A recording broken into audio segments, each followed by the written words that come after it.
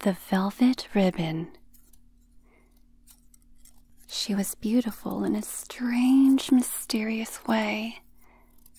Her hair and her deep, bottomless eyes were as black as a velvet ribbon around her neck. He planned to marry her before the next full moon rose in the autumn sky. On their wedding, he watched her walk towards him up the long aisle. She was dressed in a white gown, a white veil, and carried a bouquet of white flowers. Even her face was ivory white, but below it, around the ivory neck, was a black velvet ribbon. He remembered staring at that ribbon as the strains of the wedding march brought his bride nearer to him. He remembered the curious and shocked looks on the faces of the wedding guests. But then his eyes met hers, and he was drowning in their bottomless darkness. He didn't think of the velvet ribbon during the rest of his wedding day. It was a joyous time, and if people thought his wife was a bit strange, they kept that to themselves. That night, when they were alone, he saw that the ribbon was still there, still circling her lovely neck. "Don't you ever take that ribbon from around your neck?" he asked, hoping his question was a needless one.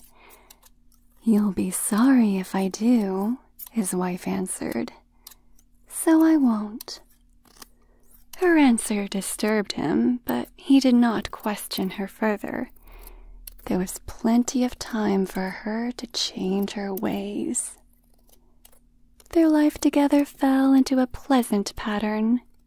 They were happy, as most newly married couples are. He found her to be a perfect wife. Well, nearly perfect. Although she had a great number of dresses and wore a different one every day, she never changed the black velvet ribbon. This ribbon began to be the test of their marriage. When he looked at her, his eyes would inevitably fall to her neck. When he kissed her, he could feel the ribbon tightening around his own throat. "Won't you please take that ribbon from around your neck?" he asked her time and time again. "You'll be sorry if I do, so I won't." This was always her answer. At first it teased him. Then it began to grate on his nerves. Now it was beginning to infuriate him. "You'll be sorry if I do. You'll be sorry if I do." One day, he tried to pull the ribbon off after she had repeated her answer, like a mechanical doll. It wouldn't come loose from her neck. He realized then, for the first time, that the ribbon had no beginning and no end. It circled her neck like a band of steel. He had drawn back from her in disgust that day. Things weren't the same with them after that. At the breakfast table, the black ribbon seemed to mock him as he drank his suddenly bitter coffee. In the afternoon, the ribbon made a funeral out of the sunlight. But it was at night when it bothered him the most. He knew he could live with it no longer. "Either take that ribbon off, or I will," he said one night to his wife of only 4 weeks. "You'll be sorry if I do, so I won't." She smiled at him, then fell off to sleep.